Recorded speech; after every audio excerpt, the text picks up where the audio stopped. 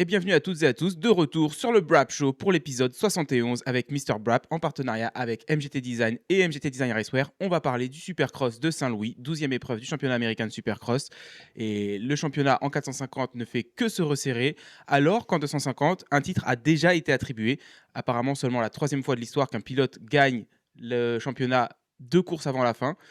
Alors, je ne sais pas si c'est que la troisième fois de l'histoire en 250 à l'ouest ou si c'est la troisième fois de l'histoire en 250 tout court. Mais c'est vrai que comme il y a quand même moins de courses, ça arrive moins souvent de gagner avec 2 courses complètes encore à rouler. Mais c'est vrai que Hayden Digan a dominé la compétition tout au long de l'année et encore ce week-end.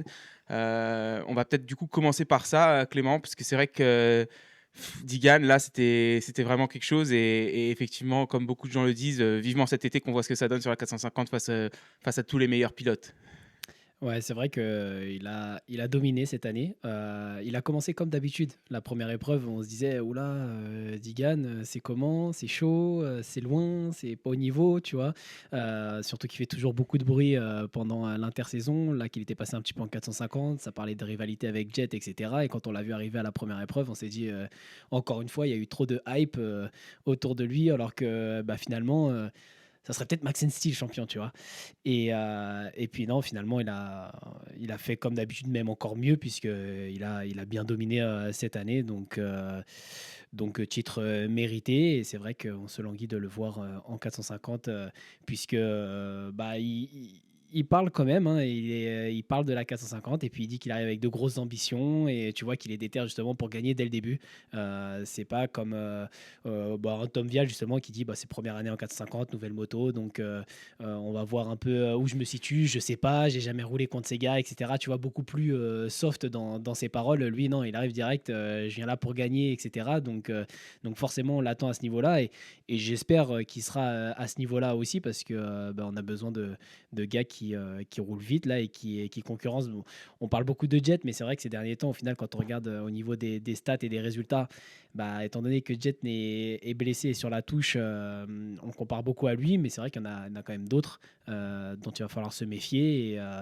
Et ouais, j'ai hâte de voir ça aussi, hein. Ouais, on verra effectivement après. Bon, Hunter a été très bon les 2 dernières années en Outdoor 450. Il faudra voir quel Chase Sexton se pointe à Fox Raceway et pareil pour Tomac. Mais c'est clair qu'il n'y a pas que Jet, mais en même temps, il est en train de nous montrer que peut-être qu'il est déjà au niveau pour qu'on parle de lui et Jet. Même Mhm. si effectivement aussi Jet en 450 en motocross, il est quasiment invaincu. Donc c'est peut-être si t'es Jet, peut-être que tu prends ça un peu pour un manque de respect, qu'on veuille tout de suite comparer Digan à toi. Mais en même temps, Digan, il y a tellement pas de débat en 250 et tu as du mal à te dire qu'il sera pas au niveau des Sexton et Tomac et Hunter d'entrée de jeu. Après, peut-être pas dès la toute première épreuve, quoique peut-être, mais tu as le sentiment quand même que ça va arriver très vite. Prado aussi, il faudra voir ce que Prado donne en outdoor, parce que c'est vrai qu'on va en parler quand on parlera des 450, mais Prado, il continue de faire une saison quand même très solide, je trouve, en 450 en Supercross. Mais pour revenir à Digan, c'est vrai qu'il y a eu une évolution quand même aussi au niveau du pilotage en Supercross, qui, quand j'ai regardé en fait son tour chrono aux essais, j'étais surpris, enfin surpris, non, mais j'ai réalisé que c'était plus juste un jeune qui a le physique et qui tourne la poignée et qui a pas peur, mais qu'il y a vraiment quand même du niveau techniquement, dans le niveau des choix des traces, il y a quelque chose d'intelligent. Il fait tout bien. Les whoops, il saute les 2-3 dernières pour être bien dans la descente de la dernière avant le triple. Les virages, il prend l'ornière tout en haut pour bien faire un bel arc et pas être dans les ornières les plus profondes parce que les pilotes ont tendance à descendre. Puis ensuite, très vite, au final, l'ornière tout en bas, elle devient plus profonde. Et c'est ce que DV prenait tout le temps avec Dylan. C'était d'aller chercher au final l'ornière tout en haut qui, les pilotes, en allant en bas, renvoient de la terre dedans. Et au final, elle est moins profonde, moins défoncée. Et quand tu regardes aux essais, il fait tout ça. Il est patient dans les enchaînements. Quand il faut vraiment bien sauter au-dessus d'un triple, atterrir derrière, il prend le temps d'aller bien haut, pas de scrubber pour se mettre court. Et ouais, tout est. Et puis il est à l'aise quand il était derrière Davis dans la finale. Tu le vois dans le quart de tour avant le double, avant l'arrivée. Il reste tout debout. Il est collé à Davis, mais il glisse tout en contrôle. Enfin, quand tu le regardes rouler, c'est quand même magnifique, Digan. Ouais, c'est clair que là, Et puis il a fondu en fait sur Davis. Encore une fois, tu vois, quand j'ai vu Davis partir devant, je me suis dit, ah, il part devant, il a l'air plutôt à l'aise, etc. Donc là, ça va peut-être être un petit peu plus compliqué. Mais à la fois, je voulais qu'il revienne sur lui pour avoir de la bataille, tu vois, sauf que je voulais pas qu'il revienne aussi vite parce que bah, en revenant aussi vite, tu vois, voilà, Davis, l'a laissé passer concrètement. Donc il n'y a pas vraiment eu de bataille. Mais c'est vrai il a été très bon encore une fois. Et puis bah, quand même de la recherche de vitesse sur les sauts, justement, il va scrubber. D'ailleurs, c'était fait une petite chaleur en hit à scrubber. Mais quand il était un peu court sur le saut d'arrivée, là, il a fait une petite excursion en dehors de la piste. Mais à part ça, non, c'est rapide et c'est précis. Et puis ouais, tu vois, je regarde aussi les temps autour là au niveau de la finale. T'as que Davis qui s'accroche un petit peu. Il est 3 dixièmes derrière au niveau du meilleur temps. Et puis après, à Maker, c'est plus d'une seconde derrière. Donc, c'est même plus d'une seconde derrière Davis. Donc clairement, il est au-dessus. Et ouais, j'ai hâte de voir ce que ça donnera à 450 parce que c'est vrai qu'on le compare à Jet, etc. Mais en fait, on pourrait se dire ben, pourquoi pas le même début que Jet au final en 450. Tu vois pourquoi? Parce que quand on compare les carrières en 250 des deux, bah, ils ont, tu vois, souvent ils mettaient en comparaison les deux. Ils ont un peu une carrière quand même similaire au niveau des résultats, etc. Il n'y a pas de grosse différence entre les deux. Donc si ça se trouve, ils pourraient nous faire justement une jet et arriver et tout gagner, même en outdoor, peut-être même face à Jet. J'y crois pas spécialement, mais comme j'y aurais pas cru pour Jet non plus, donc à voir. Ouais, je crois même que à ce stade, Digan a plus de victoires. Bah oui, de toute façon, oui, on l'a vu sur le graphique, il a égalé Jeremy McGrath pour troisième pilote avec le plus de victoires dans la catégorie 250/125 en Supercross. Et du coup, ouais, il est devant Jet. Et Il pourtant, n'est je pas sais pas s'il égalité a plus de avec départs. Jet et Faulkner, justement? Je me souviens plus s'il Euh, disait pas qu'il allait égaler McGrath, Jet et Faulkner. Mais je dis non, peut-être non, une je crois bêtise qu'il a parce qu'il égalé les a que deux. McGrath. D'accord. Peut-être que je me trompe, mais il me semble qu'il a égalé que McGrath. Ok. Je regarde le secteur parce que tu parlais des temps chrono avec du coup Amaker qui est une seconde derrière. Et je regarde le secteur des whoops. Et tu vois, on a beau dire Davies, il est magnifique dans les whoops, supersonique. Mais alors, attends, en fait, je regardais pas le bon secteur. Ah ouais, Digan, il est quand même que un dixième au final derrière Davies, tu vois, dans les whoops. Hmm. Donc c'est pas tellement. Et je cherche oh là là, Amaker qui dit qu'il a quand même progressé dans les hoops, même s'il en faut encore plus. Il a quand même le 16e temps dans ce secteur-là en finale et quasiment une demi-seconde derrière Davies. Ouais. Donc c'est sûr que là, pour Amaker, pour espérer gagner le titre face à Davies, mais en fait, là, c'est à l'Est. Je pense que Davies est le seul adversaire de Davies, surtout maintenant qu'on a perdu aussi Joe. Joe qui, je pense, sur un bon jour, pouvait peut-être faire quelque chose, même si on a déjà dit qu'il manque quand même d'agressivité quand il faut doubler et tout. Euh, là, à moins que Davies, lui, se foire de la même manière que ça s'est arrivé à Hunter la semaine dernière et à d'autres, mais bon, là, le championnat est plus court. Amateur à la régulière, ça le fera pas, quelle que soit la piste. Là, le déficit, rien que, enfin, sur une série de whoops de seulement 9 whoops, tu perds une demi-seconde. C'est super dur à récupérer sur le reste du circuit. Bah, surtout que visiblement, il les récupère pas parce que tu vois, il est plus d'une seconde, il est une seconde deux moins rapide que Davis sur le meilleur temps autour.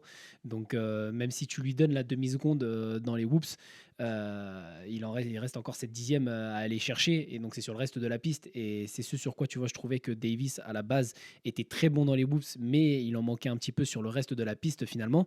Mais à la fois, tu vois, pour moi, c'était un désavantage qui. Je préfère être dans la situation de Davis que les autres parce que je pense que c'est plus dur d'améliorer sa vitesse dans les whoops que d'améliorer sa vitesse dans les virages et les enchaînements à ce niveau-là, à mon avis. Donc, mais bon, là, ça n'empêche que tu vois, sur le reste du circuit, il est quand même, Davis est quand même plus rapide, même au niveau des enchaînements et des virages, ou peut-être que la différence, si tu as les secteurs assez juste faits dans les bouts de ligne droite et que la Yamaha est supersonique, mais bon, j'y crois pas tellement. Là, je pense que Davis il était quand même au rendez-vous un peu sur l'entièreté de la piste. Et donc, effectivement, avec en plus ce gros avantage qu'il a dans les whoops, parce qu'on a vu à Maker passer quelques fois dans les whoops et on voyait que ça me faisait un peu penser à Tomac, mais en moins rapide encore, de vraiment aller dans le fond des whoops, parce que là, ils étaient aussi, je pense, bien défoncés, donc pas évident à passer. Et ça driblait pas vite, ça allait vachement dans le fond. Donc comparé à un Davis ou encore un Digan, on voyait même à l'œil nu, je trouve que ça allait moins vite, quoi. Oui et en fait, je pense qu'en début, sur les 2-3 premières épreuves, peut-être que Hamaker, il compensait parce qu'on l'a vu faire, meilleur chrono, aux essais, à 2 fois sur les 3 premières épreuves, il me semble.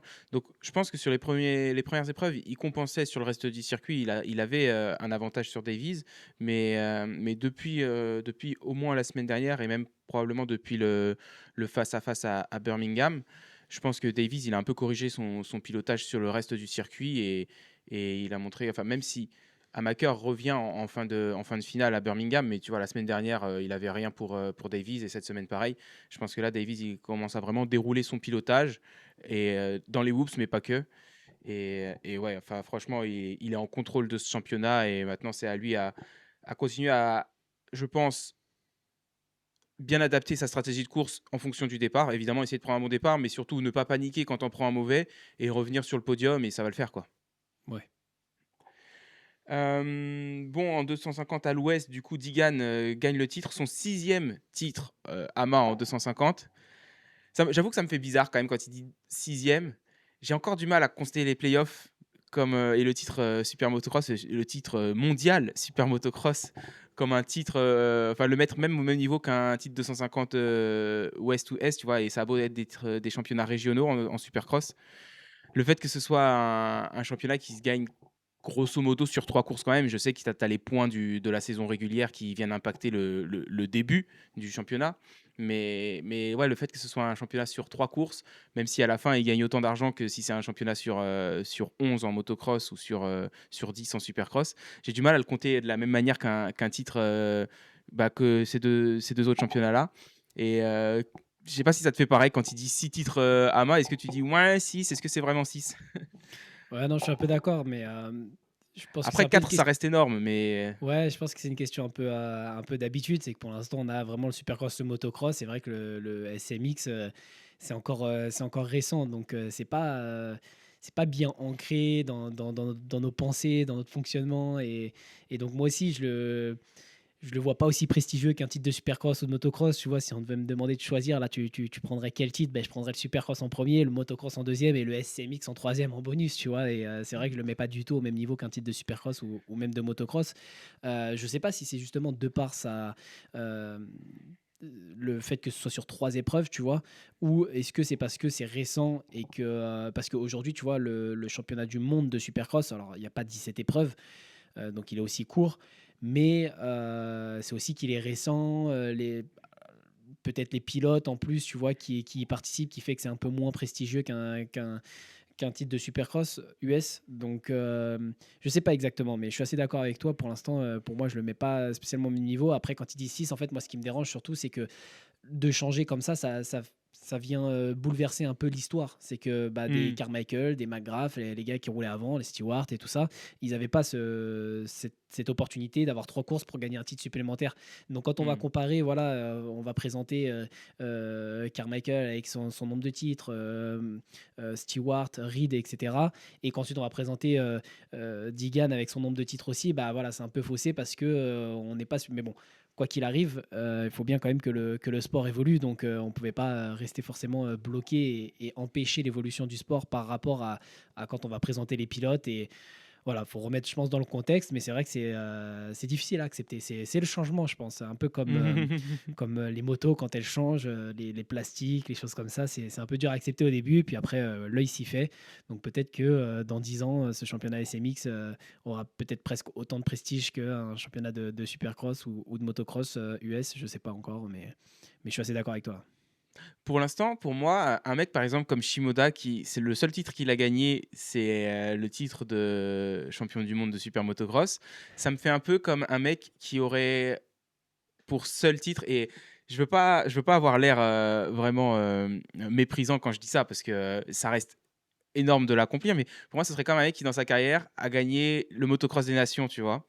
Et donc c'est une compétition mondiale que tu as gagnée, mais en même temps, c'est une course par équipe et ça montre pas vraiment que tu es le meilleur dans le sport, tu vois? C'est bien, tu as réussi à gagner en fait cette course qui est pas non plus facile à gagner, mais tu vois, sur 17 courses, Tu vois, tout le monde, en 450, tout le monde a eu une course, foireuse. Roczen, il en a peut-être même eu 2 au final, même s'il a pas perdu autant de points que Hunter la semaine dernière ou que Tomac à Glendale. Mais tu vois, genre et au final, tout s'équilibre pour vraiment que le meilleur pilote ressorte généralement, en haut sur la plus haute marche du podium à la fin. Que sur une course, sur un championnat de 3 courses où tu triples les points à la fin, c'est plus, tu peux plus être victime de malchance ou bénéficier un peu de réussite pour en arriver là. Et c'est, je pense que ça, et c'est pour ça que ça me fait un peu le même effet que le motocross. Et puis aussi peut-être le fait que ce soit en fin d'année. Je sais pas, peut-être que tout ça, ça participe. Mais ouais, ça me fait un peu comme si quelqu'un qui aurait gagné juste entre guillemets, encore une fois, le motocross des nations. Ouais, non, je suis carrément d'accord. Le fait que et puis en plus, tu as pris l'exemple de Yoshimoda, justement, je disais mais pour moi, il lui manque quelque chose pour être champion de Supercross, donc de se dire, bah, qu'il a déjà été champion SMX et puis en plus, il a été aidé pour le coup cette fois-ci. Donc non, je suis carrément, d'accord sur le fait que, bah, à ce niveau-là, on a besoin de plusieurs courses et puis même on le disait dès le début, justement, on parle après chaque course et après la première, on se dit: «Ah lui, ouais, mais bon, c'est que la première, on va voir» et puis à la deuxième, bah, c'est pareil: «Ah ouais, lui, mais lui, on attend la troisième. Et puis au final, même arrivé à la cinquième, je me dis, j'ai besoin de plus de courses pour être sûr, pour faire mon pronostic, pour savoir qui est vraiment le meilleur, qui va gagner. Donc, donc c'est sûr qu'on a besoin de de plusieurs courses. Et là, étant donné que c'est plus court, effectivement, tu peux avoir plus facilement un coup d'éclat ou la malchance va être beaucoup plus coûteuse que sur un long championnat. Bah, on l'a vu pour Digan, hein, qui s'était fait sortir. Bah, voilà, ça lui a coûté le titre, alors qu'il aurait probablement pu le rattraper si ça avait été un championnat plus long. Mais non, je suis d'accord là-dessus aussi, hein. Bon, si, j'ai quand même des trucs à dire en plus sur la catégorie 250 parce que bon, déjà, Nick Romano, il part deuxième, il finit neuvième. C'est ça. Derrière Devin Simonson, il se fait doubler quand même par Ryder Di Francesco, qui a jamais doublé personne en Supercross. Mais je dis ça, je suis mauvaise langue parce que honnêtement, ce week-end, Di Francesco, il est mal parti. Je me souviens plus exactement combien il était, mais il est mal parti et il a doublé du monde. Pour être honnête. Mais il a doublé du monde. Et donc jusqu'à Nick Romano. Et pourquoi je fais une fixette sur Nick Romano? Et je pense que c'est la dernière fois que je vais le faire parce que j'ai pas envie de m'acharner non plus sur le mec. Mais bon, je reviens encore à son commentaire à Birmingham où il dit qu'on lui demande qui est le pilote le plus sous-coté du plateau selon toi. Et il dit moi. Quand tu pars 2, que tu finis 9e, que tu es sur une Kawa Pro Circuit, bah, peut-être que tu comprends pourquoi tu n'avais pas de Kawa Pro Circuit à la première épreuve de la saison, quoi. Il Ouais, n'est pas tombé en plus. mais je vais faire l'avocat du diable, encore une fois, puisque Monsieur Nick Romano a quand même le troisième meilleur temps en course, derrière Aiden Digan et Cole Davis. Donc c'est un problème de physique? Donc oui, je pense que, il a dit qu'il continuait de s'entraîner, mais on l'a vu dégringoler et moi je pense, clairement en plus on l'a vu commencer à se faire quelques chaleurs donc là il a dû se dire: «Ouh là, c'est bien que je reste en vie aussi» parce que je rappelle que je suis sur une pro circuit. Donc la blessure me guette, la blessure est juste au-dessus donc vaut mieux pas que je la chope, tu vois? Donc moi je pense que non, moi je reste encore dans alors je dis pas encore une fois que c'est le pilote le plus sous-estimé parce que enfin je te dis avant même qu'il soit repêché, par Pro Circuit, je m'en souvenais même plus de Nick Romano donc je suis pas là à prétendre que oui, c'est le pilote le plus sous-estimé et cetera. Mais encore une fois, je trouve que voilà, quand tu fais un 56-6, tu sais que si tu le tiens sur toute la finale, potentiellement tu finis 3. Donc c'est que en termes de vitesse, tu pas ridicule et que maintenant, bah ouais, c'est peut-être un physique qu'il va falloir bosser pour pouvoir être au rendez-vous et se batailler et finir dans le top 5 parce que du coup, il se fait dépasser par, comme tu dis, Di Francesco, c'est ça, c'est lui que tu as pris en exemple, Ouais. et qui est Et il s'est fait aussi doubler par Max Voland qui est unijambiste. Donc il faut. Après, Voland, il est tombé, je crois, parce qu'il est arrivé un truc, il a fait une 13 au 14e tour. Mais enfin, tu Ah, parce vois, que Voland, il finit 10, hein. ouais, Hollande finit juste derrière Romano au final. Enfin, Hmm. une place derrière Romano, quoi. Voilà, mais tu vois, notre ami Di Francesco, il est une seconde moins rapide sur le meilleur tour. Donc bon, après, il y a des choses qui viennent influencer tout ça aussi, hein, quand Di Francesco il part derrière forcément et que Romano il part devant, il l'a peut-être fait au deuxième ou troisième tour, son meilleur temps, Romano, quand la piste elle est plutôt propre, avec les gars qui sont devant lui, personne qui le gêne. Et à l'inverse, Di Exactement, c'est au Francesco, deuxième tour qu'il a fait son meilleur chrono et soit le premier tour complet, en fait. voilà, et alors que Di Francesco qui part derrière, voilà, il est peut-être pas, probablement pas une seconde moins rapide qu'un Romano sur cette piste-là de base. Mais ça n'empêche que c'est pas ridicule et que je pense qu'avec un physique, il finit mieux que 9 en partant 2. Tu vois, je le vois un peu plus comme Hmm. un. euh, ah, peut-être pas quand même au niveau de Prado, parce que Prado il nous a fait des pôles et il a prouvé peut-être un peu mieux, mais je le compare un peu à Prado, tu vois. Je pense que Prado, on en reviendra sur la catégorie 450, mais je pense qu'il y a un petit manque de physique. Mais on a vu que Prado, quand ça sortait devant, c'était capable de rester devant. Ou de pas trop dégringoler en tout cas. Que là, voilà, pour Romano, il est parti devant, un bon temps autour, mais c'est quand même descendu neuf. Donc non, moi je pense que c'est pas trop mal. Mais j'ai besoin de plus. Tu vois. Heureusement qu'on n'est pas dans les playoffs et qu'on se dit pas bah, la semaine prochaine c'est la dernière et terminé, on peut pas en voir plus quoi, pour savoir si j'ai envie de le re-signer pour l'année prochaine par exemple. Hmm. Non, mais après, oui, pour défendre Romano, il vaut mieux partir 2, finir 9 que partir 2, finir à l'hosto.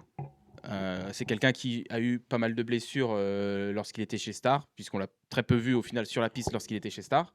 Donc c'est sûr qu'à ce niveau-là, vaut mieux, surtout sur une piste, et on va en parler un petit peu quand même de ce circuit, mais qui était quand même très, très traître, Mm, mm, mm. vraiment difficile et piégeuse. C'est sûr que si tu te sens plus, il vaut mieux, ou que tu commences à fatiguer, il vaut mieux ralentir et assurer de terminer la manche plutôt que de continuer à vouloir garder tes chronos en dessous des 1 minute par exemple et se foutre par terre. Mm, mm, mm. Donc oui, je suis d'accord qu'il y a du positif. Après, moi, voilà, ce qui me dérange, c'est quand le mec parle. Après, il a le droit de dire ce qu'il veut et c'était une interview un peu anodine. On lui a posé une question et il a répondu, tu vois. Peut-être qu'il déconne à moitié, peut-être qu'il déconne pas, j'en sais rien. Peut-être que je suis trop premier degré aussi. Mais bon, je trouve que, tu sais, ça fait un peu comme Jet. Et pourtant, Jet a presque raison. Tu sais, l'année dernière, quand on lui demande qui est le meilleur au départ et qui dit moi, qui est le meilleur dans les virages, moi, qui est le meilleur dans les hoops, moi, on lui dit qui est meilleur pour s'adapter à la piste. Et là, même Stouff, elle dit Cooper Webb. Et lui, il est là, il dit moi. Et tu te dis, oh frère, peut-être que c'est vrai, mais à un moment donné, redescends un peu quand même, non? Genre, là, tu saoules. Ah ouais, mais à la fois, moi, quand j'avais entendu cette interview de Jet, déjà, enfin, j'ai vu, euh, j'ai vu plein de confiance, mais j'étais pas tellement en désaccord avec lui non plus. Tu vois, je me posais la question et je réfléchissais. Et l'adaptation de la piste, ouais, on peut En peut-être en parler. supercross, moi, j'aurais dit ouais. J'aurais pas dit Jet. C'était J'aurais dit après son Webb, premier titre peut-être. S6, mais Et encore, j'aurais dit Webb, même pas. Enfin, j'aurais dit ça parce que peut-être pour la boue, tu vois, j'aurais cherché quelqu'un d'autre par rapport à la boue, parce que le mec il aime pas la boue et ça le fait chier, donc il pose la moto par terre et puis pourvu que ça se termine vite. Mais il y a que ça. Sinon, même une piste pleine d'ornières, etc. Oui, tu vois Webb faire des petits virages en bas, mais parce qu'il n'arrive pas à prendre la grosse ornière tout en haut. Que Jet, il va quand même aller prendre la grosse ornière tout en haut, qu'il y ait une grosse ornière ou pas grosse ornière, il va te la prendre en fait, tu vois. Donc l'adaptation. Webb est très, je trouve, intelligent justement à peut-être connaître ce sur quoi il est bon, là où il est bon, là où il est moins, tu vois, pour pouvoir s'adapter et être performant même sur une piste où bah, la grosse ornière, il serait pas capable de la prendre aussi rapidement qu'un Jet Lawrence. Mais un Jet Lawrence, peu importe l'ornière de comment elle sera foutue, il sera capable de passer dedans vite et probablement plus hmm. vite que tout le monde, tu vois. Donc, ouais, il y a un peu deux salles, deux ambiances pour les deux. C'est que. Après, je pense aussi à Cooper Webb dans les années où il gagne les titres sur la KT. Et tu sais, quand les whoops faisaient plus que 9 whoops et étaient défoncés, parfois il te faisait des combos où il driblait Mm. une première partie, il sautait ensuite. Mais c'était des trucs qu'il faisait peut-être une fois par accident et ensuite il se rendait compte que c'était bien, il le répétait, tu vois. C'était pas juste des coups de chance. Et donc, c'est vrai que je trouve que pour s'adapter à la piste sur des pistes qui se défoncent vraiment en supercross, Webb est très très fort. Et tu vois, peut-être que Jet est aussi fort, ou peut-être même qu'il est un peu meilleur que Webb, même sur ce point-là. Mais tu sais très bien que ça fait pas belle image de te poncer le collant devant tout le monde comme ça, quoi. De dire, ouais, je suis trop fort, ouais, je suis le meilleur. Enfin, tu vois, alors pourquoi est-ce que la moitié des gens aiment pas Digan? C'est parce qu'il est tout le temps là en train de dire qu'il a mis la fessée à tout le monde. Et pourtant, il met la fessée à tout le monde, mais genre, fais-le et le dis pas, c'est encore mieux, tu vois. Et c'est différent parce que Digan, tu lui poses pas la question, tu lui demandes pas de se comparer aux autres, il se compare de lui-même. Lui, il va se comparer. On lui pose une interview à comment c'était aujourd'hui. Ah, je les ai tous, je les ai tous niqués, je suis le meilleur, personne n'a rien pour moi, tu vois. Que là, les gars, on leur demande automatiquement en fait de se comparer. Et je trouve que c'est justement des questions un peu. Et moi, je préfère un peu de franchise, tu vois, dedans. Mais c'est vrai que ouais, non, de la part de Jet, j'ai pas vu de l'arrogance. J'ai plus vu un mec, bah, en plus, je sais pas, on lui a posé la question, c'était quoi après qu'il ait fait le Grand Chelem, je sais plus à quelle période exactement, mais Non, c'était avant la saison 2025, donc il avait gagné le Supercross 450 et le Super Motocross, et il s'était fait mal en motocross, donc il n'avait pas gagné le motocross. ok. Mais bon, Donc voilà. enfin, il avait fait déjà le Grand Chelem, mais c'était pas juste après le Grand Chelem, c'était l'année encore après. Ouais, moi je voyais juste un gars voilà, confiant, mais sans non plus, Après, il était voilà, énervé aussi, Jet, ouais, avant la saison 2025. Tu voyais, je sais pas, il avait eu un peu de haine sur les réseaux et tout. Enfin, les gens commençaient à en avoir marre de le voir tout le temps gagner, en fait, étaient contents de le voir perdre. Et je pense ouais. que ça l'avait un peu atteint émotionnellement. Il avait l'air, il avait l'air un peu énervé contre le monde. Mais heureusement, ça a l'air d'aller mieux maintenant.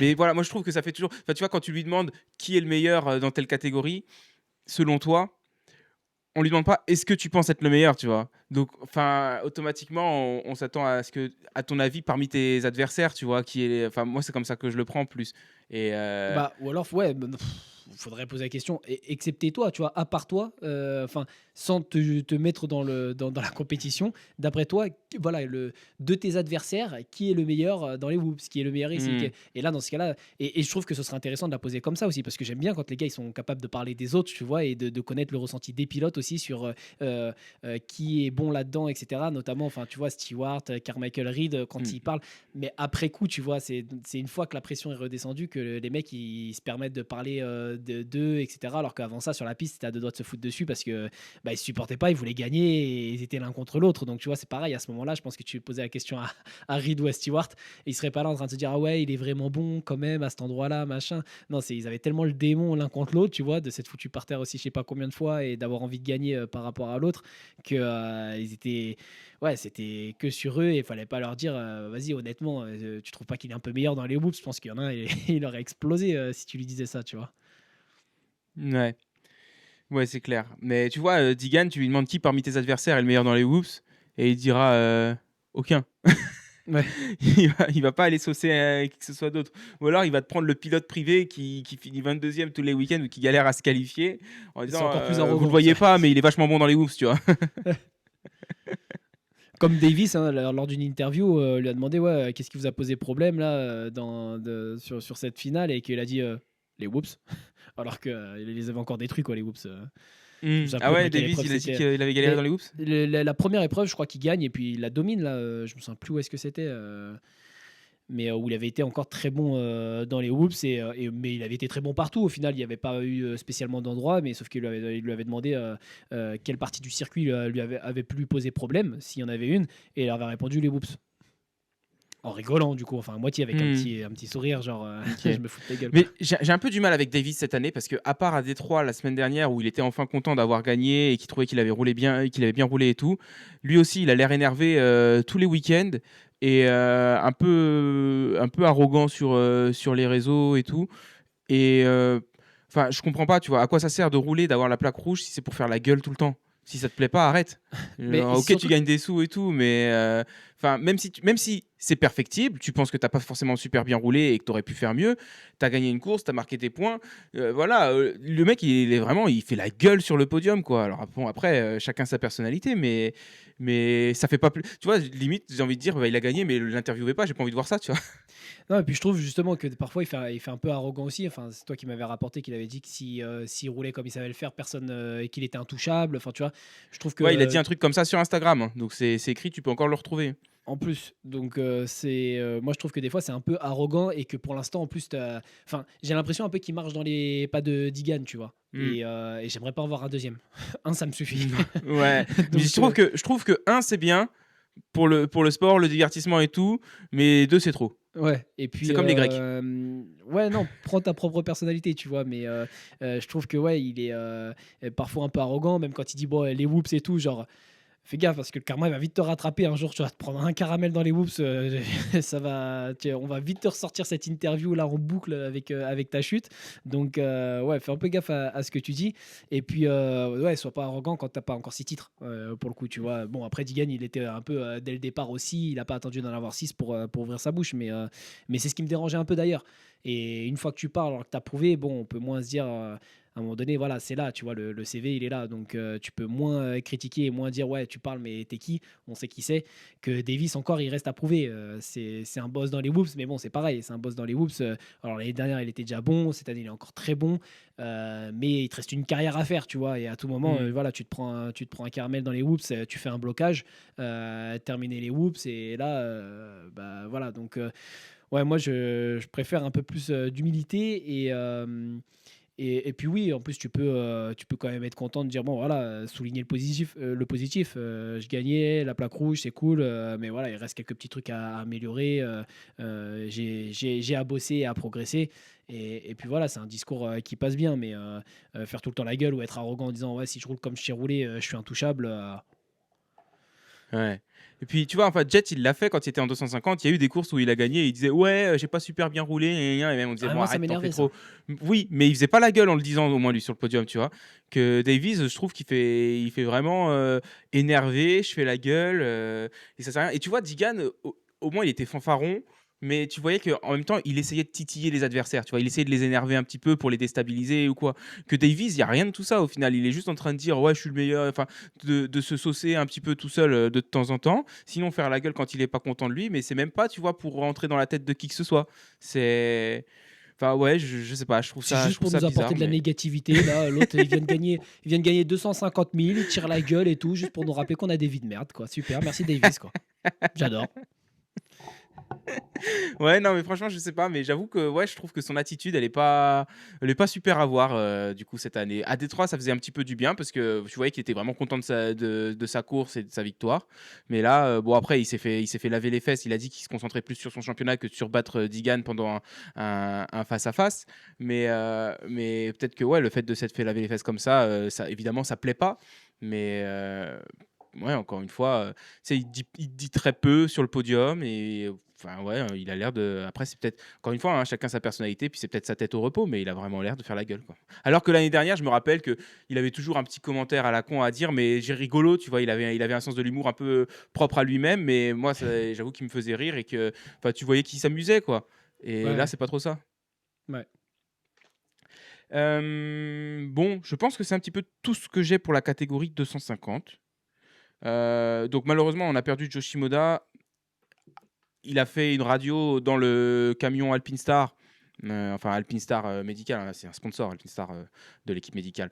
Mais donc il a fait une radio dans le camion qui a décelé aucun os, aucune fracture, mais il n'exclut pas des potentiels ligaments endommagés. Donc il est censé faire des examens complémentaires cette semaine. Je serais quand même pas surpris qu'au final, il y a un os cassé dans la cheville ou quelque part, parce que c'est déjà arrivé que à la radio sur le terrain, il y a rien, puis après, on se rend compte, même parfois 2 semaines après, ah bah si, en fait, c'est cassé. Euh, donc, euh, donc on va voir.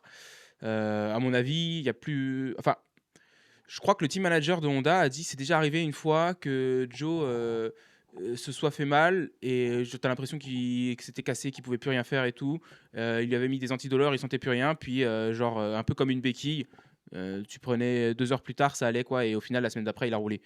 Donc, on va voir ce qu'ils disent après les examens complémentaires, mais je serais pas surpris qu'on n'ait pas de Joe Shimoda avant l'outdoor. Mm, mm, mm. Et Ouais, du il est quand coup, même ressorti avec un plâtre hein, de l'équipe médicale là-bas. Là.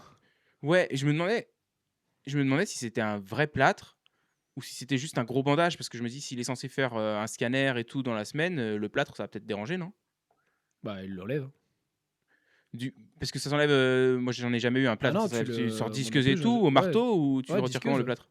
Ouais, donc ils vont devoir disquer un plâtre pour faire un examen et peut-être remettre un plâtre derrière. Non, mais enfin, ils mettent plus trop de plâtre, je crois, maintenant. Enfin, ça dépend comment c'est, mais tu sais, souvent maintenant, il y a aussi les bottes de marche. Alors, je crois qu'après, ça dépend un Mmh. peu de la fracture et si tu as le droit de poser le pied ou pas.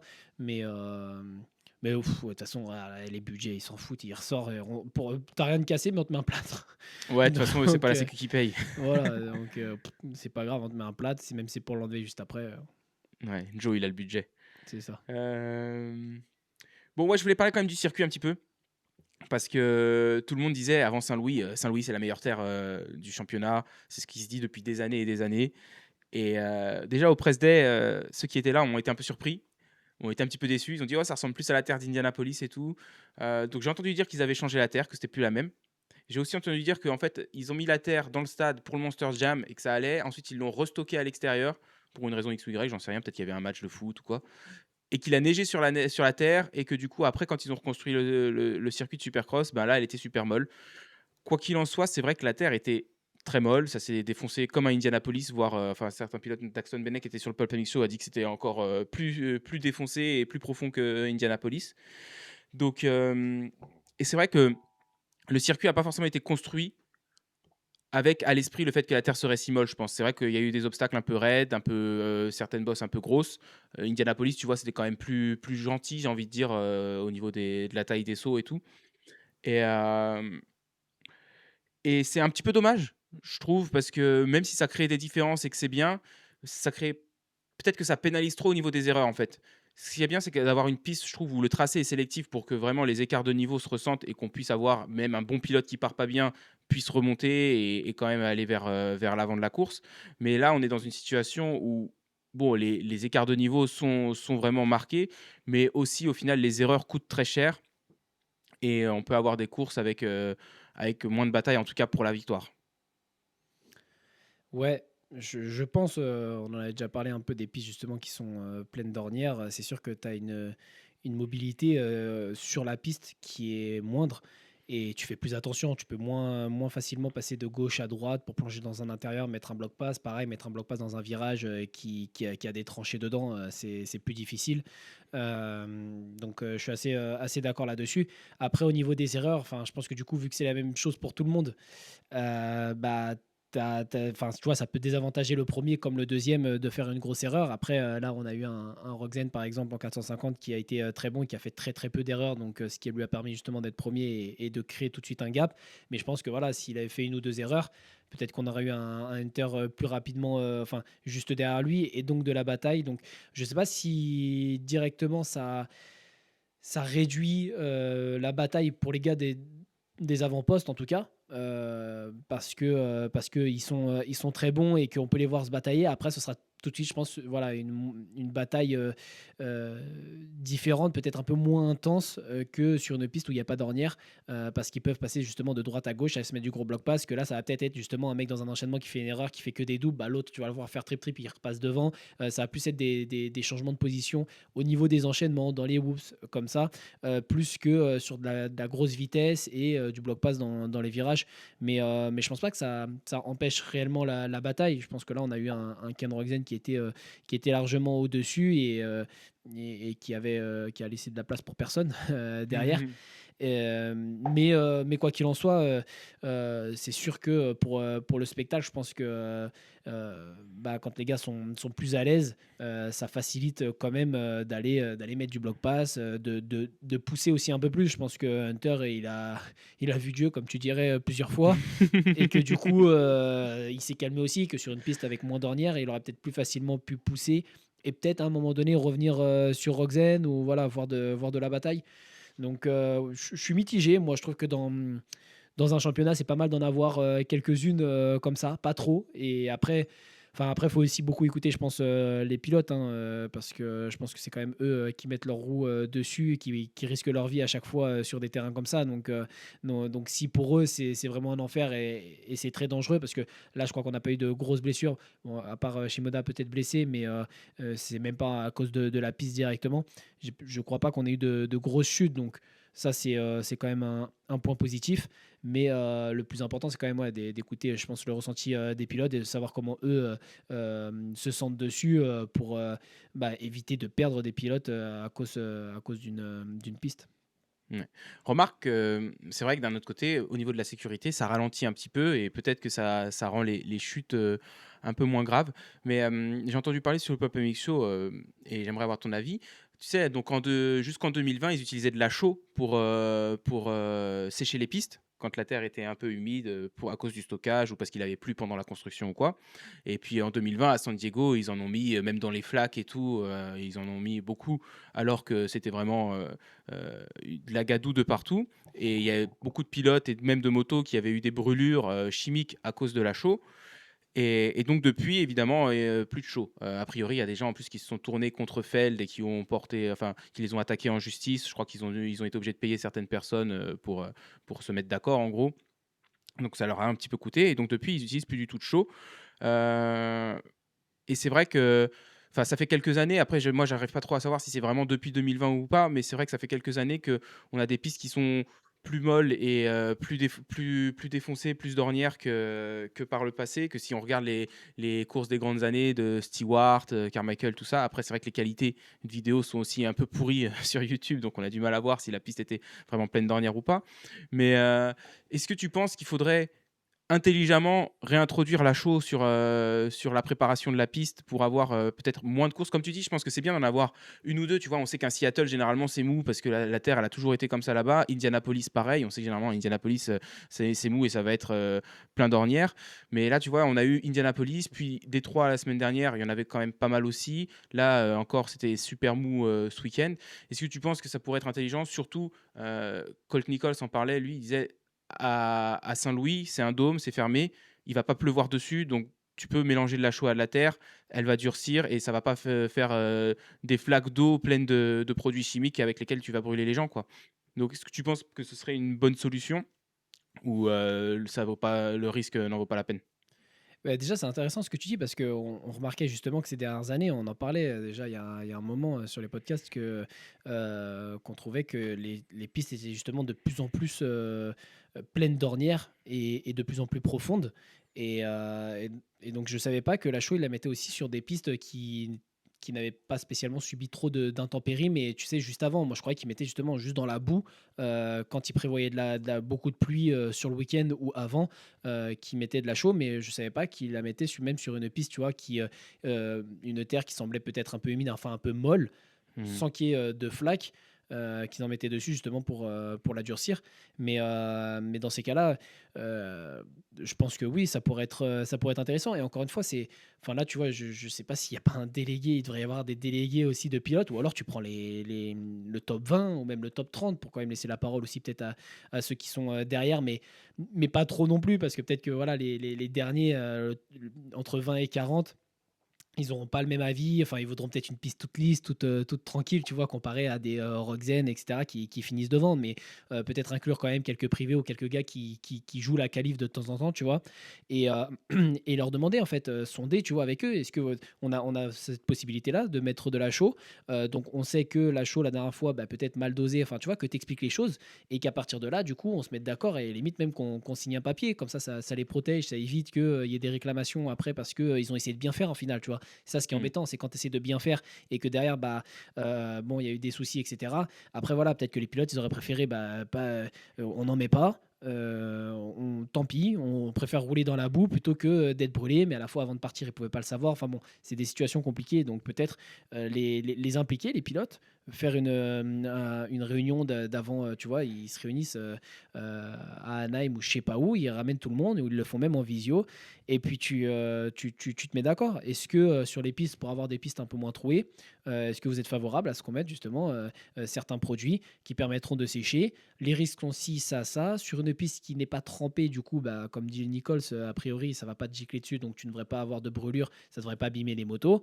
Voilà, tu mets tout ça sur papier et tu prends leur avis parce que c'est eux qui roulent, donc c'est à eux de savoir s'ils préfèrent avoir une piste trouée et pleine d'ornières, mais avec aucun produit chimique de la terre végétale sur laquelle ils peuvent faire pousser des pissenlits, ou est-ce que ils préfèrent une piste justement avec quelques produits chimiques, mais un peu moins trouée et peut-être un peu plus safe pour eux.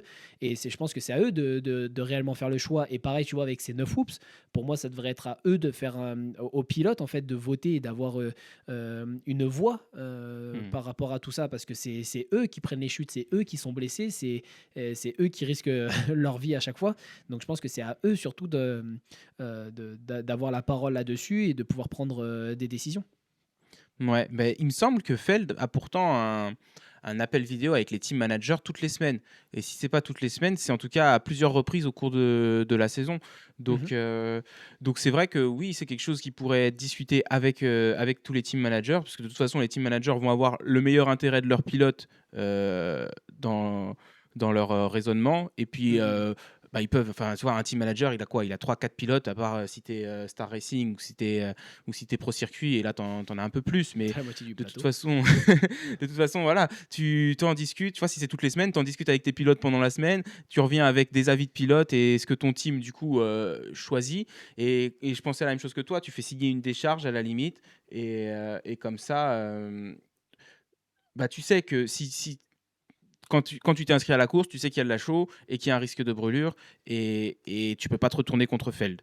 Et Mhm. après, tu pourras peut-être demander des dédommagements, enfin faire ça de manière civile et sans qu'il y ait un litige forcément légal ou juridique. Mais voilà, faire ça, de manière un petit peu cordiale entre tous les parties. Et après, tu vois, je sais pas exactement aussi peut-être plus superviser aussi l'utilisation de la chaux parce que je sais pas comment est-ce qu'elle avait été, comment était le fonctionnement, à l'époque. Mais de ce que j'avais entendu dire quand il y avait eu un petit peu ce «scandale» entre guillemets, c'est que donc ils ont balancé même dans les flaques des seaux de chaux en poudre et qu'a priori il y avait pas besoin d'avoir fait de grandes études de chimie pour savoir que si c'était dans l'eau directement et que ça te giclait dessus, bah, ça pouvait c'était corrosif, ça pouvait te brûler et tout. Et donc ils auraient dû savoir, mais ça se trouve qu'ils ont laissé, un peu n'importe qui avoir accès et jeter et prendre la décision, tu vois? Et que c'était peut-être qu'il faut que ce soit vraiment quelqu'un d'accrédité qui contrôle ça et qui dit: «Oui, on en pose à ce moment-là. Maintenant, on en a posé, c'est verrouillé, personne n'en repose sans que je redonne mon aval», tu vois? Enfin, peut-être aussi être un peu plus pro là-dessus. Mais moi, je pense que s'il y a moyen, en fait, effectivement, d'avoir un peu de contrôle sur, la texture de la terre et si on a des solutions pour la rendre un peu plus ferme et avoir une piste qui se tient mieux, ouais, pour le spectacle, je pense que ça peut être que bénéfique, quoi. Ouais.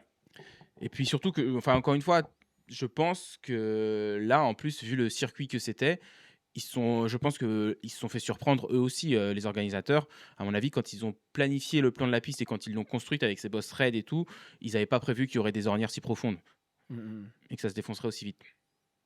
On parle de la catégorie 450? Allons-y.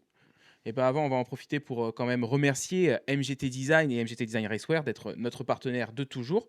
MGT Design, arobase MGT Design-du-bas MX pour vos kits déco de 100 perso. C'est sur Instagram que ça se passe. Vous pouvez voir un petit peu les décos qui ont été faites par le passé et puis vous pouvez directement les contacter dans les DM pour passer votre commande.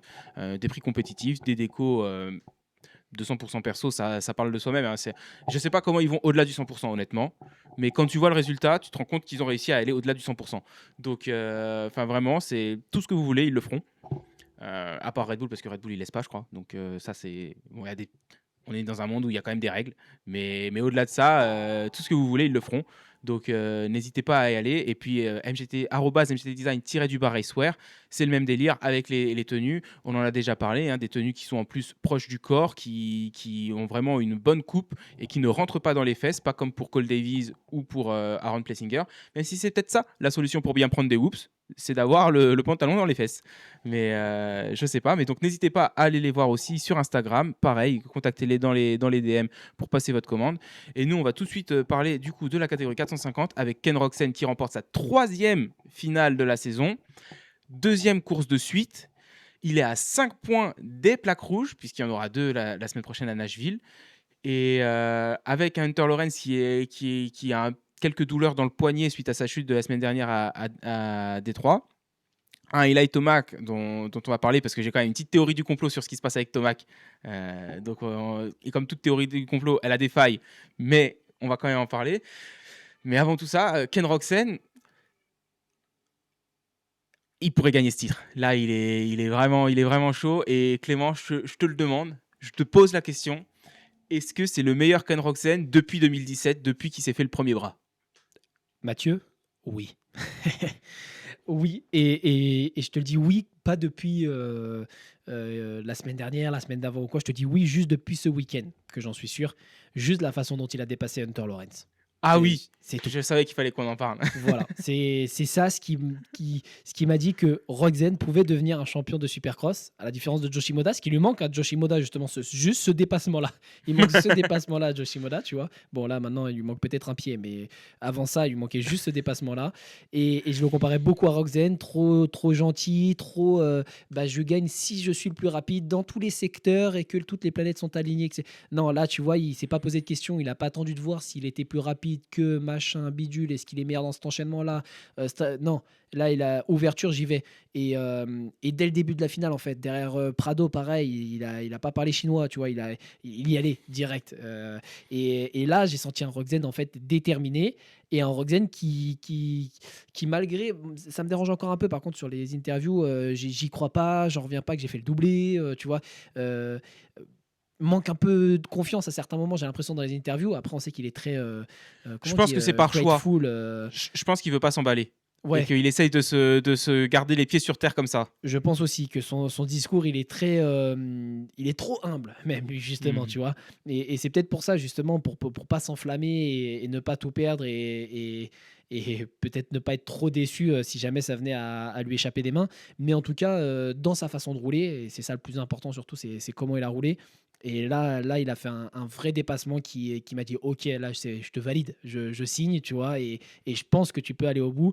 Et franchement, moi, je suis pour lui personnellement maintenant. Tu vois, j'étais pour Sexton à la base en début de championnat. Je l'aurais pas attendu là. Tu vois, encore une fois, il fait fermer des bouches et dont la mienne, très honnêtement, puisque je m'attendais aussi à ce que, enfin, l'histoire se répète un peu. Et c'est vrai que depuis 2017, c'est un peu ça quand même. Donc, ça va faire pas mal d'années que ça devient difficile en fin de saison. S'il n'est pas blessé, qu'il y a des petites baisses de régime, que c'est un peu Mais compliqué au niveau du physique. Tu voulais dire? 2017, c'était il y a 9 ans quand même. Bah ouais, c'est ça. Et Donc là, ça j'y fait pensais, 9 je me ans dis, ça qu'il fait y a presque 10 ans, galère quoi. sur galère, un deuxième bras, des baisses de régime, des maladies. Une On sait blessure à qu'il la y jambe avait eu beaucoup aussi. d'antibiotiques avec toutes les, enfin, 11 chirurgies sur le premier bras, rien que sur le premier bras, Mmh, mmh, mmh, c'était mmh, mmh. énorme. Donc ouais, je vais te laisser continuer, mais c'est vrai que oui, c'est depuis 2017, le chemin a été long, quoi.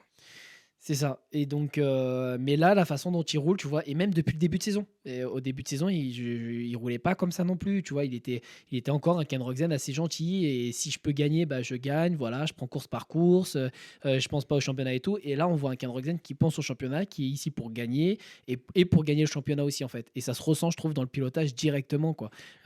Beaucoup plus agressif et puis là, en plus de tout ça, il a été aussi, très bon, très peu d'erreurs. Quand tu vois justement les gars qui galéraient, qui faisaient des grosses erreurs, et cetera, lui, il faisait encore tous les enchaînements, tout le long de la finale. Donc impressionnant à ce niveau-là, pas de baisse de régime, meilleur temps en course, ça envoyait du pâté et là, tu as un Ken Rogzen, ouais, qui est déterminé et c'est ce que j'attendais en fait de lui, tu vois? C'était la petite niaque, qui lui manquait et la prise de position, d'arrêter d'attendre que ça vienne à lui, tu vois? Parce que beaucoup ils disent: «Ouais, laissez la course venir à moi, faire ce que je sais faire, machin. Ouais, non, il y a des moments où c'est à toi de t'emparer des choses, toi de prendre les choses en main. Et là, c'est ce qu'il a fait. Il a pris la finale en main, il a perdu de temps derrière personne et il allait mettre un dépassement agressif sur Hunter Lawrence, alors que voilà, en dehors de la piste, il est très gentil. Sur la piste, il est très gentil aussi, et notamment avec Hunter Lawrence.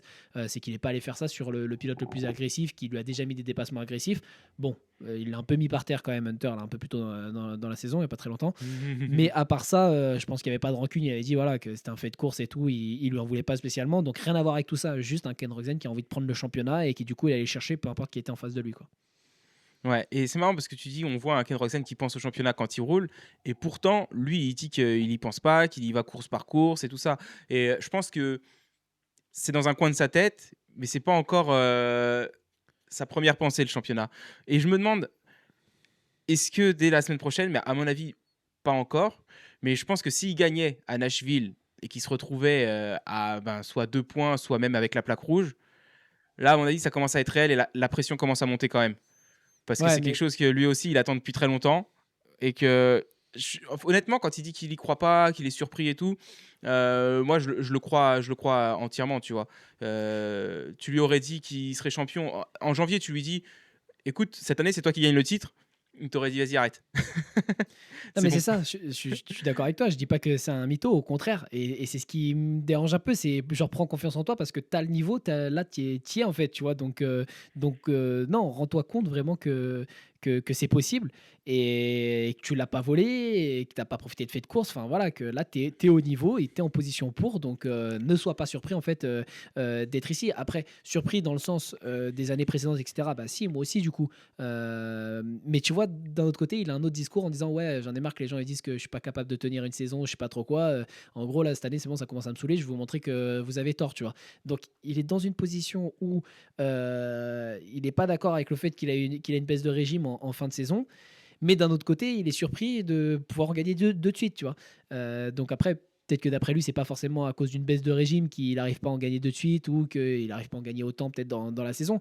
Mais ça n'empêche que là, il est au rendez-vous et je pense pas qu'il pense spécialement. Enfin, dans son attitude, il se dit pas: «Purée, c'est Hunter et le championnat» et cetera, mais il est dans une position où il sait qu'il peut gagner et je pense quand même qu'inconsciemment, voilà, tu sais, qui a la plaque rouge qui est devant toi. Quand tu vois que c'est Hunter, tu sais qu'il faut y aller et surtout pour aller gagner et dans sa façon de rouler, en fait, je vois pas un mec, tu vois, il a déjà coché la case d'en gagner une, cette année aussi et j'ai l'impression que c'était un peu le cas, les autres années. C'est en gagner au moins une, si je peux en gagner 2 puis 3, ce serait super. Mais déjà une, c'est bien. Et là, cette année, il repartait un peu avec la même chose. Le but, c'est d'en gagner et puis on verra après. Sauf que là, enfin, là, je le vois aller chercher justement ces Mmh. victoires et pas attendre que la victoire vienne à lui le jour où bah, les autres sont un peu moins bons ou que lui sort un peu du lot. Là, il va vraiment les chercher. Il attend pas de voir si c'est sa course ou si c'est celle d'un autre. Ou... Non, il y va. Il pose des questions à personne.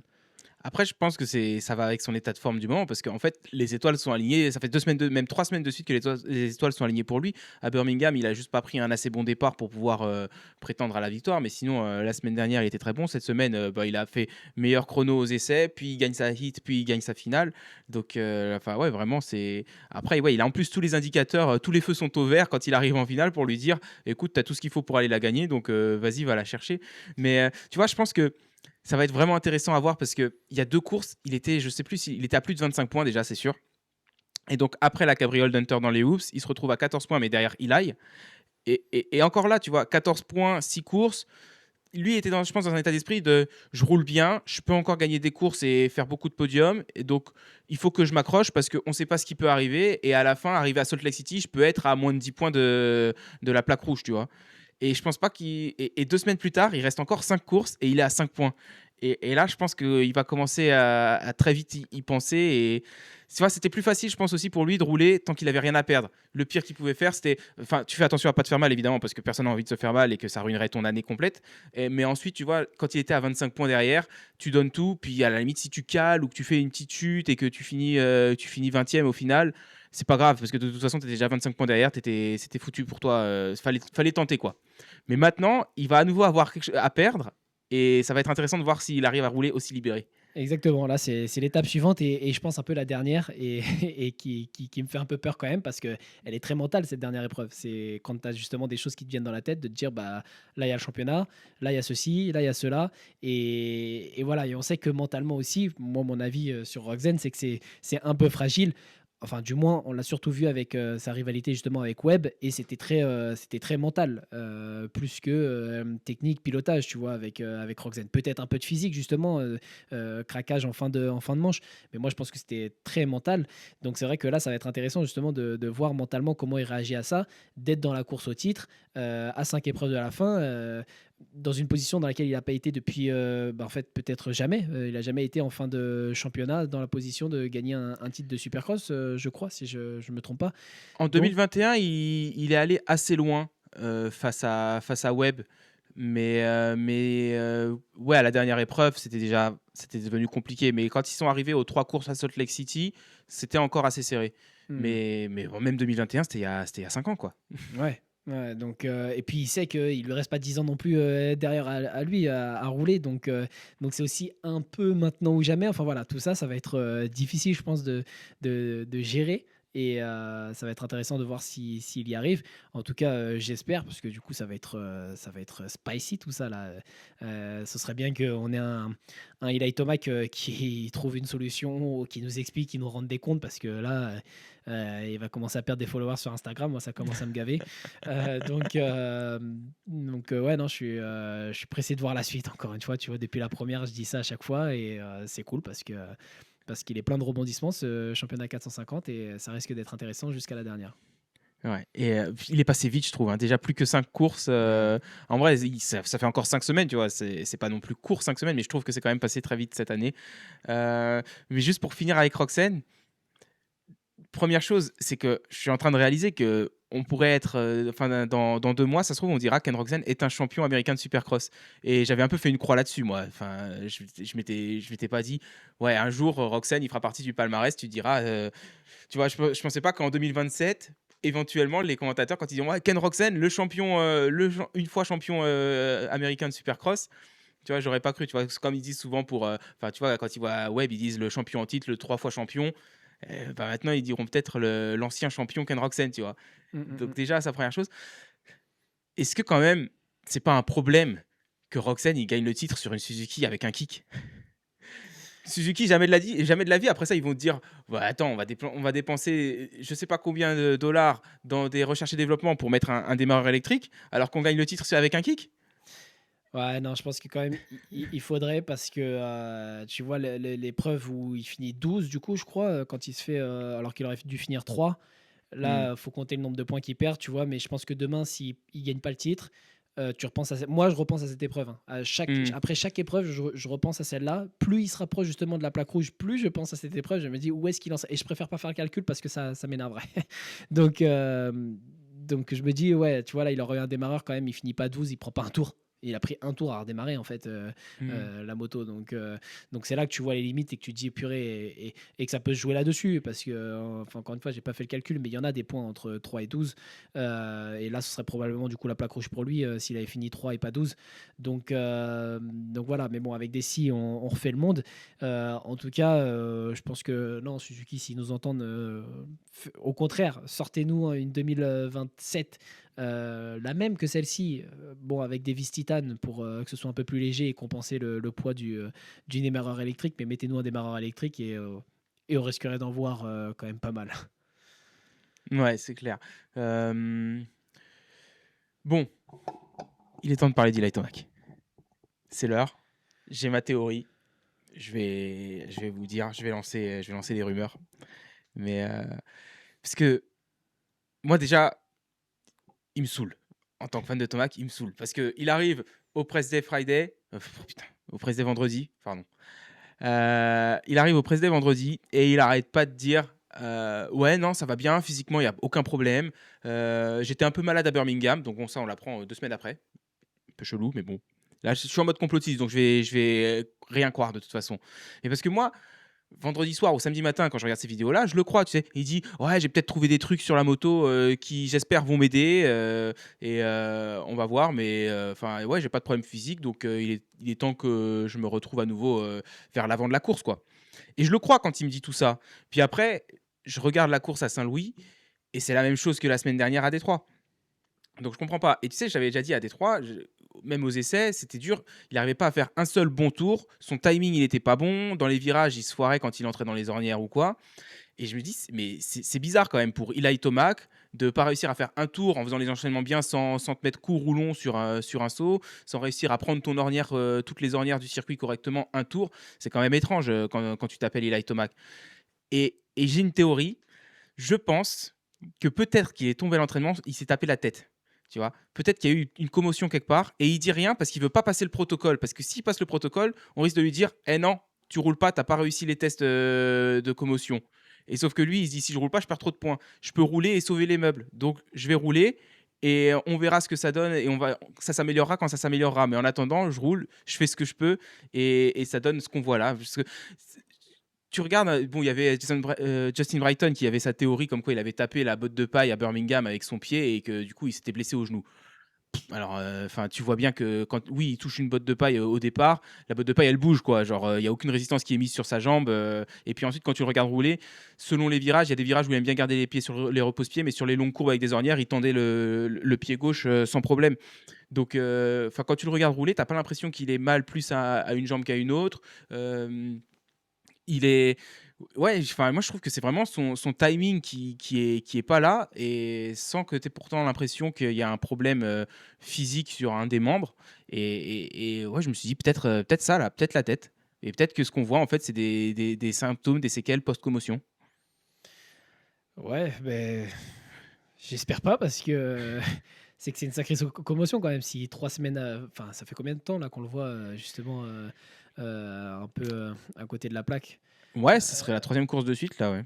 ouais, donc si 3 semaines après tu as encore des séquelles, vaut peut-être mieux aller le passer le contrôle, tu vois? Et aller faire Après, des tu sais, tests quoi, tu vois? à 33 ans, tu récupères plus comme quand on avait 23 et Ah je sais pas si tu te mais rappelles James en 2016 quand il se fait tamponner par Dungey, ça a pris longtemps aussi parce que 2 3 semaines après, il revient à Auckland, il te fait une hit race correcte et en finale, il commence à rouler puis après au fil de la finale, il a dit qu'il commençait à avoir flou, il a fini par arrêter et rentrer au paddock, tu vois? Donc mmh. ouais, après ouais, moi je peux pas te dire, hein, quel était, l'état de la commotion, la gravité mais Ouais, peut-être. En tout cas, c'est vrai que enfin, je le regardais rouler et tu vois, même après les whoops, il prenait appel assis, à certains moments là sur le triple, qui suivait. Heu, c'est, et puis oui, même dans les ornières, tu le voyais pas, synchro non plus avec, la moto et avec la piste, quoi. Tu le voyais vraiment comme lui le disait subir. C'est la Mmh. moto qui le baladait plus que lui, qui allait de l'avant. Donc même les ornières, hors timing comme tu disais, les épaules à l'envers un peu, lui il vire pas, quoi. C'est la moto avant et lui qui suit après. Donc ouais, c'est vraiment étrange. Écoute, tes théories, hein, peut-être, hein, je sais plus quoi dire, mais en tout cas, j'ai aussi hâte d'être dans, je sais pas combien de temps pour qu'ils nous disent: «Bah, en fait, il y avait ça» et qu'on comprenne un petit peu parce que c'est vrai que là c'est flou et que enfin je veux dire même les commentateurs personne comprend et se dit mais il y a forcément quelque chose pour être enfin on voit encore une fois la différence est flagrante entre le Tomac du début et le Tomac qu'on a actuellement et c'est bien dommage parce qu'en réalité là il va faire que ça perdre des points et donc en vrai là moi je vois plus un duel Roxen Lorenz. Tomac je l'ai un peu écarté du truc parce que bah, ça continue comme ça tu vois et il perd des points et encore là, s'il est dans la course, c'est grâce à la chute d'Hunter la semaine dernière. Mais sinon, il est pas là, quoi. Il y est pas là Ouais, depuis, bah, il depuis a 3 semaines. perdu 5 points sur, Hunter ce week-end et 9 points sur Roxane donc c'est clair que ça fait mal et que s'il nous montre pas du mieux très vite de toute façon, s'il est pas sur le podium ce week-end, tu peux être à peu près sûr que Roxane et Hunter ou au moins l'un des 2, c'est certain, le sera, probablement les 2. Et si lui, il est à la limite, si ça commence à s'améliorer mais qu'il est pas encore au top, s'il est pas sur le podium ce week-end, je pense qu'après ça aura fait déjà trop de dégâts, tu vois? S'il fait encore 6 à Nashville, il aura perdu trop de points sur Hunter et sur Roxane pour pouvoir ensuite essayer de remonter tout ça en 4 courses. Puis surtout, s'il fait encore 6 à Nashville, ça veut dire qu'à Nashville, ça va toujours pas mieux, c'est au même stade. Et tu vois, déjà là, en fait, je parle de podium parce que je le vois pas faire 6 là à Saint-Louis et à Nashville être à nouveau le Eli Tomac du début de saison en une semaine, tu vois. Mm, mm, mm. Donc, pour moi, il va falloir d'abord refaire un podium et ensuite, peut-être qu'une semaine après un podium, tu pourrais espérer avoir le Tomac du début de saison. Mais de la sixième place de Saint-Louis, 37 secondes derrière, à une semaine après, je vois pas un Eli Tomac qui va battre à la régulière Roxane et Lorenz. Donc, c'est clair qu'il va en falloir du mieux.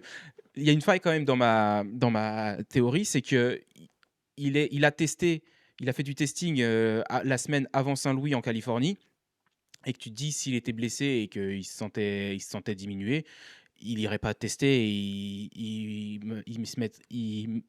se concentrerait sur sa récupération, quoi. Ouais, moi, ma théorie un peu plus soft, c'est le Toto, il commence à être un peu vieux et que peut-être un peu de surentraînement et juste une fatigue générale du corps, de l'entièreté du corps, tu vois? Parce que moi je trouve qu'il roule comme un mec fatigué justement, tu vois? Il va prendre un appel assis, il va rester assis, il va avoir du mal à se lever, je le sens pas du tout explosif. Je le sens mou et fatigué. Donc heu, donc ouais, moi j'opterais plus sur une théorie comme celle-ci, en écoutant un peu ce qu'il dit, qu'il y a pas de blessure, qu'il sait pas trop, ce qu'il y a, voilà, peut-être juste peut-être prendre des vitamines un petit peu, je sais pas, mais juste une Et baisse, puis prendre une semaine plus légère. ouais, récupérer. On sait que, tu vois, Ferrandi, c'est un peu ce qui lui était arrivé aussi là ces dernières saisons, il y avait un moment, il avait pris carrément du temps off, parce que, bah, enfin, où il y avait peut-être un virus, lui, tu vois? Après, ça se trouve, Mmh. c'est la même chose, hein, c'est peut-être un virus pour Thomas que je sais pas exactement, mais moi, j'ai l'impression qu'il roule vraiment comme un mec, fatigué, quoi, comme s'il était, bah, la langue dans la chaîne, au bout du rouleau, mais physiquement. Alors que, bah, on Mmh. l'a vu en début de saison, effectivement, c'était pas le cas, donc on a peut-être un peu trop fait à un moment donné et le corps qui a lâché. Je sais pas. Et je trouve ça bizarre de faire du testing, là, entre la 11e et la 12e épreuve, en Californie, en plus, alors qu'on arrive encore à Saint-Louis qui bon, on s'attendait pas à ce que la piste soit aussi molle, mais ça reste quand même, un circuit sur la côte est et enfin, c'est pas la terre de San Diego, quoi, à Saint-Louis, même de base. Donc je trouve ça bizarre d'aller faire du testing en Californie pour essayer d'améliorer, ta situation à ce stade du championnat, alors que tu étais vraiment mais excellent sur les 8-9 premières épreuves, quoi. Parce que Mm, même à Indianapolis, il la gagne pas, mais il est quand même vachement bon. Indianapolis, c'est, j'ai envie de dire, tu fais un pile ou face entre lui et Hunter. Et voilà, il y a eu un petit peu les retardataires. Il y a eu peut-être un petit peu d'autres choses aussi. Mais enfin, il était vraiment encore au niveau, quoi, à Indianapolis avant le break. Donc, c'est vrai que je trouve ça vachement étrange. Et je crois que j'ai vu alors j'ai vu, écrit avec des guillemets, sur Instagram, donc je sais pas s'il l'a vraiment dit, mais Kyle Chisholm qui disait ça quoi, enfin, vu qu'il était très bon, en début de saison, pourquoi tu remets pas le réglage? Et puis voilà, tu fais avec ça. On est à un stade où tu peux pas trop te permettre de te planter, maintenant avec tes réglages, donc prends ce qui fonctionne, que tu avais, et même si ça pourrait évidemment être mieux, ça peut toujours être mieux, mais prends ce que tu avais qui était bien et fais le mieux que tu peux avec ça parce que si tu ouais, enfin encore une comme on dit, une autre sixième place, ça peut coûter le titre là. Ouais, mais puis, enfin, moi, je j'y crois pas trop justement à testing, trouver un truc sur la moto. Moi, je suis pas persuadé que ce soit la moto. Après, je suis pas un expert en analyse de moto, mais j'ai pas l'impression qu'elle soit spécialement différente des autres. Moi, je vois vraiment un Thomas justement à côté de la plaque, et je pense que c'est plus lui, son corps, qui pose problème. Et vu qu'il veut rien dire, etc. Bah voilà, c'est facile. On cherche des réglages, on cherche quelque chose, tu vois, et tout. Moi, j'y crois pas trop ça. Ouais, ça se trouve, il a même pas testé, mais il nous dit ça pour qu'on croit qu'il roule la semaine et encore Oh, nous écarter de la piste de la commotion, hein. il a testé, son corps en fait, et il pense avoir trouvé un petit truc, un petit peu d'énergie. Ah, mais il était sur le parking du terrain KTM, il est monté sur la moto, il a pompé un peu, tu sais, pour faire le réglage de la précharge. Puis après, ils ont changé l'amortisseur encore, il a pompé et c'est comme ça qu'il a testé Ouais. à l'arrêt. Bon, quoi qu'il en soit, ouais, enfin là, de toute façon, on est au même point au final que la semaine dernière. Thomas, qu'on sait pas, mais là, à Nashville, comme tu dis, hein, moi aussi, en fait, je suis en train de. Ça me fait mal parce que tout le monde sait que je suis pro-Tomac sur ce podcast, mais là, c'est difficile d'y croire. C'est difficile d'y croire. Après, oui, c'est en plus quelqu'un de discret. Il dit que tout va bien, mais tout montre le contraire, donc c'est compliqué. Mmh, Mais mmh, mmh. bon. En tout cas, Hunter, petite douleur au poignet. Évidemment, sur un circuit comme celui-ci, ça va pas t'aider. Où il faut quand même garder bien l'équilibre. La moto, elle veut tout le temps partir à gauche, partir à droite dans les ornières. La terre en plus accroche vachement, donc je pense que ça réagit beaucoup quand tu freines, quand tu accélères. Donc ça va forcément pas être la piste la plus simple. Puis tu dois rouler un petit peu accroché au guidon quand même avec toutes ces ornières, enfin un terrain aussi piégeux. D'ailleurs, oui, dernière chose que je voulais dire, Thomas, peut-être aussi, il a été sujet au arm pump par le passé. Ça se trouve qu'il roule crispé sur ces terrains-là et qu'il a du arm pump, mais encore une fois, je trouve ça bizarre qu'il le dirait pas.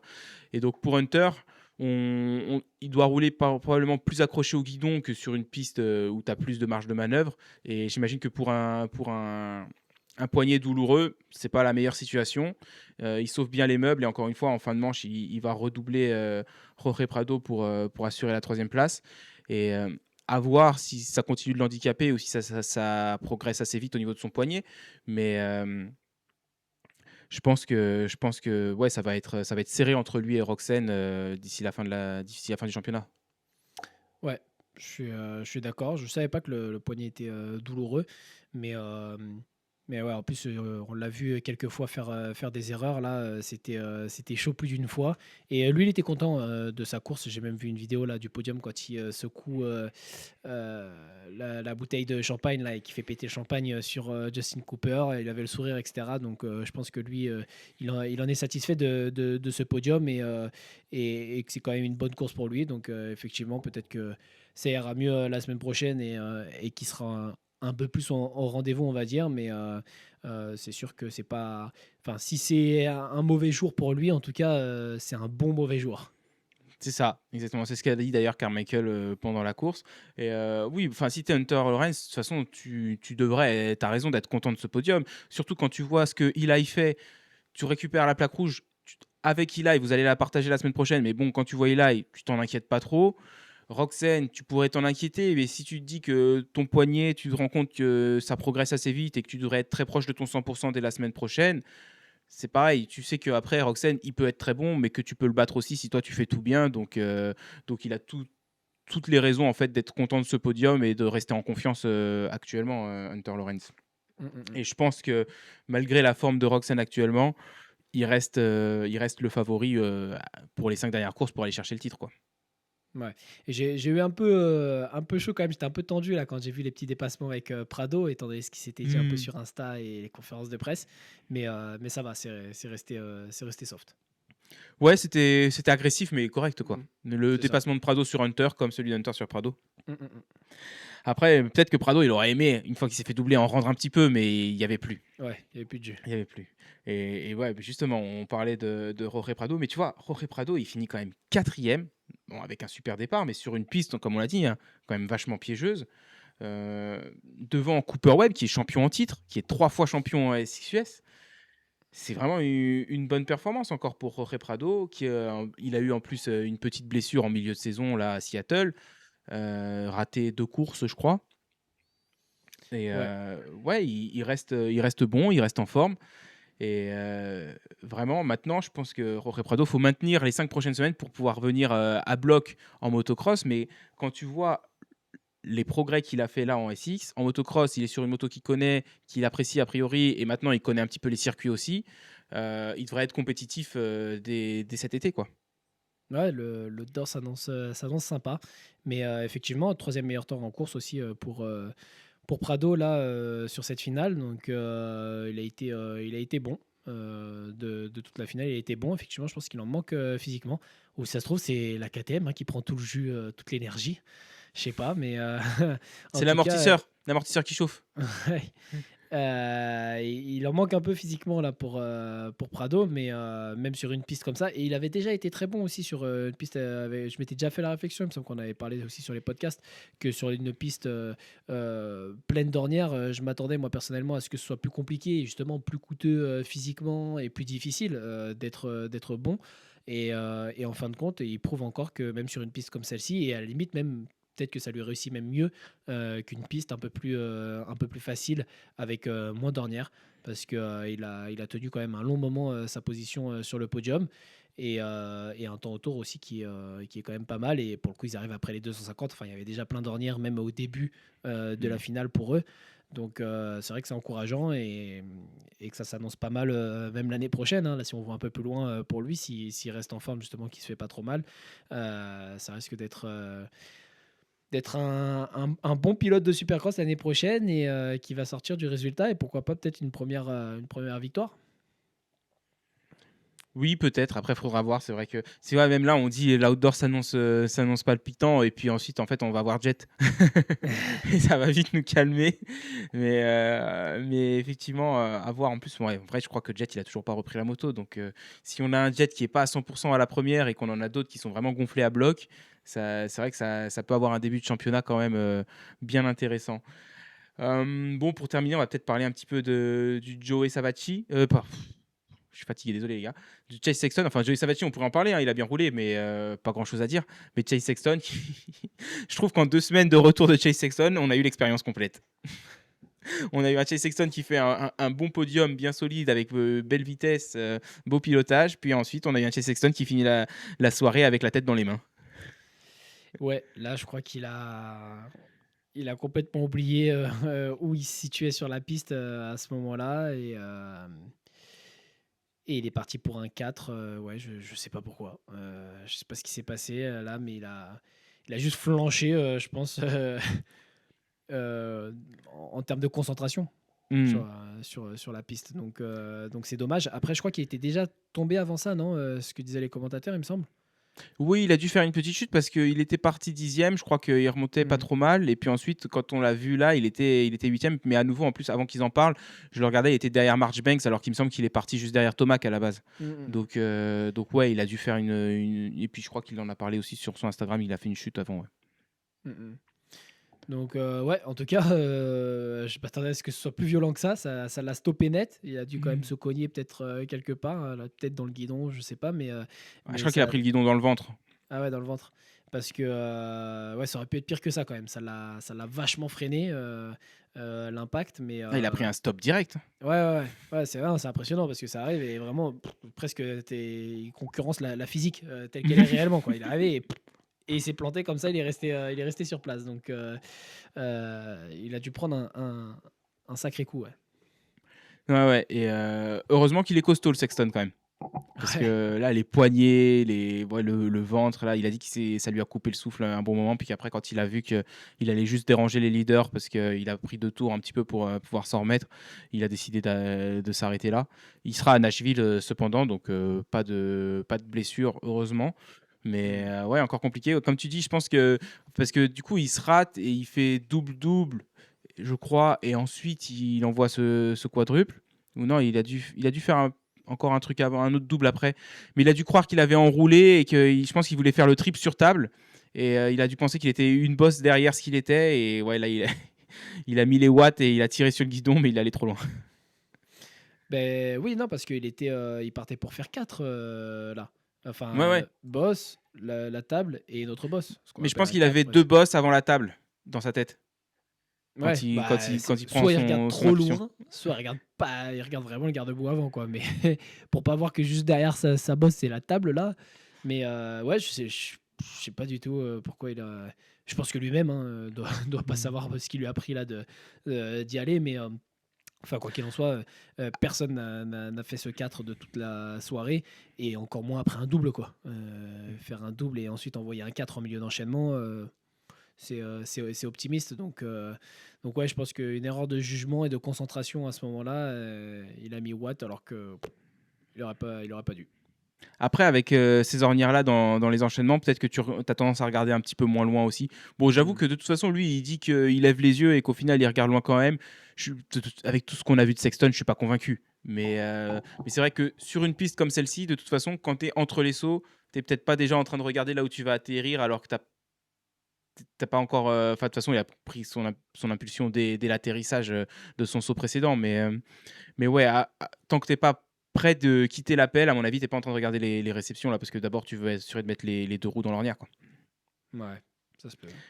Mais bon, espérons que Nashville sera un petit peu plus sec, avec une terre un peu plus dure et qu'on ait moins de cabrioles, qu'on ait un Tomac en forme, qu'on ait un Sexton qui. Peut-être que Sexton il peut gagner Nashville, hein. Ça se peut. Il est capable de tout, le garçon. Du meilleur comme du pire. Il peut très bien gagner Nashville comme il pourrait ne pas se qualifier en finale. Bon, est-ce qu'on a oublié quelque chose ou c'est tout pour le Supercross de Saint-Louis? Non, je crois que c'est tout, hein. Ok, ben merci à tous de nous avoir suivis. On se retrouve la semaine prochaine pour le Supercross de Nashville. Je sais pas si on a un Grand Prix ce week-end. Il me semble que oui, mais bon, ouais, ça doit être la Sardaigne. Mais donc si c'est bien ce week-end, eh ben on en parlera aussi. Et puis d'ici là, portez-vous bien. Merci MGT Design, merci MGT Design Racewear, Clément. À plus. Ciao.